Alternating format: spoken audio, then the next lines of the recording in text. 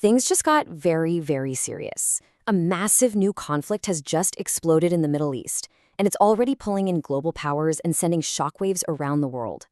So in this explainer, we're going to unpack how this long-simmering crisis finally boiled over, who the key players are, and what it all means for you, based on what we know right now. And these were the chilling words from the American president speaking from the White House. This quote really underscores just how serious the situation that began on February 28, 2026 truly is. It's a stark warning that everything we've seen so far might just be the opening act. So that brings us to the big questions, right? How in the world did we get here? How did a targeted strike escalate into a regional firestorm this quickly? And maybe the most important question of all, what does this war, thousands of miles away, actually mean for you? Okay, so let's rewind. Let's go right back to the start, to the coordinated military action that lit the fuse on this whole powder keg. This is how it all went down. So on February 28th, things kicked off with a series of large-scale military strikes across Iran, launched by the United States and Israel. We know they hit key military installations, but they also hit the area around the office of Iran's supreme leader. That's a huge deal. And almost immediately, air raid sirens were wailing across Israel as everyone braced for what was sure to come next. Now, this wasn't some random attack. It was a meticulously planned joint operation. The U.S. called their part Operation Epic Fury, and Israel's was Operation Lion's Roar. I mean, the names alone tell you everything you need to know about the intensity and the intent behind this first move. But here's where the situation just exploded. If the U.S. and Israel were expecting a limited, proportional response, well, they badly miscalculated. Iran's retaliation was swift, it was massive, and it was aimed at the entire region. I mean, just look at this. The sheer scale of the counterattack is absolutely staggering. Iran didn't just hit back at Israel. No, it launched retaliatory strikes on what it said were U.S. and Israeli assets in at least 8 different countries. The entire Middle East was suddenly on high alert. And if you want to understand the scale of this, just zoom in on one country, the United Arab Emirates.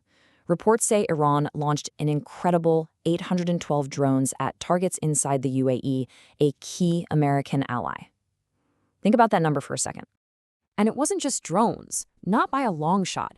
That massive drone swarm was followed by 194 missiles. The message from Iran was crystal clear.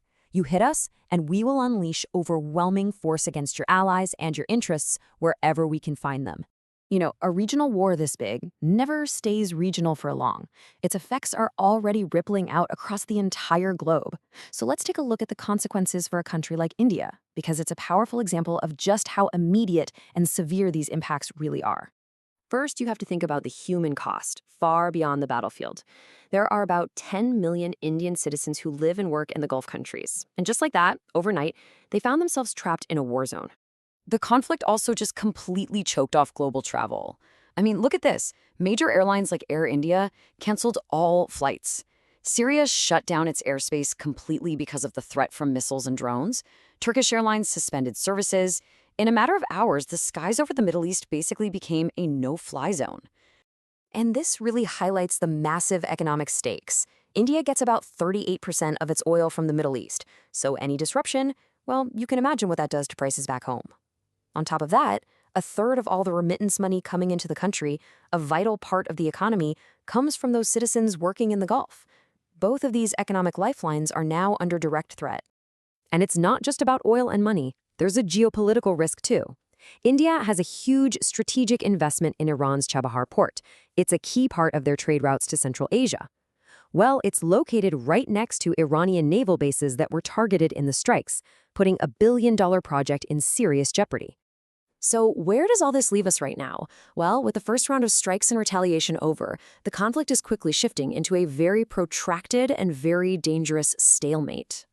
Both sides are digging in their heels. The U.S. is saying this could last another 4 to 5 weeks, and they've even put a ground operation on the table to make sure Iran never gets a nuclear weapon. For its part, Iran says it's prepared for a long war, they've rejected any talks with the U.S., and they've made the critical move of closing the Strait of Hormuz. That's a choke point for the entire global oil supply. And while all this strategic posturing goes on, the human cost is just mounting horribly. Over 1,000 casualties have been reported in Iran, at least 60 dead in Lebanon from related strikes. Around a dozen in Israel, and 6 U.S. soldiers have been killed. And in one particularly tragic and awful incident, 160 schoolgirls were reportedly killed in an attack in Midab, Iran. This devastating escalation has a lot of defense experts suggesting there was a fundamental miscalculation here. The analysis that's starting to come out is that the U.S. and Israel severely underestimated not just Iran's military capacity, but its political will to take a punch and then punch back on a massive scale, dragging everyone into a long, drawn-out war. Which leaves us with the final, unavoidable question.